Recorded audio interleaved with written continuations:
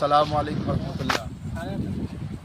জানুয়ারি 2, 3, 4 3 দিন ধরে বিশ্বব্যাপী ইজতেমা হবে। লক্ষ লক্ষ লোকের সমাবেশ, বিশাল জায়গা নিয়ে সমস্ত কিছু কাজ চলছে।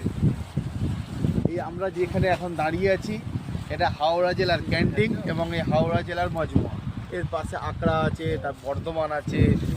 এইভাবে প্রত্যেক জেলা ওয়াইজ আলাদা আলাদা ক্যান্টিন আছে, আর তার সাথে সাথে তার মজমাও আছে। এখান থেকে যে জায়গায় মেন মসজিদটা রয়েছে, নামাজঘর হয়েছে, সেই জায়গা এখান থেকে দেখা যাচ্ছে না, এত দূর। বিশাল জায়গা নিয়ে বিশাল ব্যবস্থাপনায় কাজ চলছে।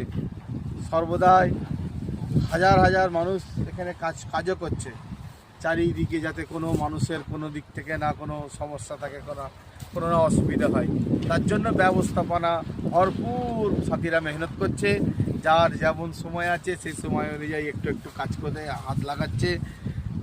সমস্ত দিক থেকে যাতে কোনো সাথীদের না কষ্ট হয়, ওইদিকে বাথরুমের ব্যবস্থা আছে, পানির ব্যবস্থা আছে, কোনো দিক থেকে সাথীদের না কোনো কষ্ট হয়, তার জন্য পরিপূর্ণ চেষ্টা চলছে।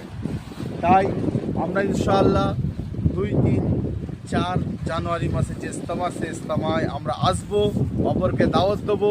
ইমান আমল বানিয়ে আমাদেরকে আখিরাতগামী হতে হবে, আমাদের সবাইকে আল্লাহমুখী হতে হবে, আল্লাহর দিকে রুজু হতে হবে, আমাদের ইমানকে মজবুত করতে হবে। তাই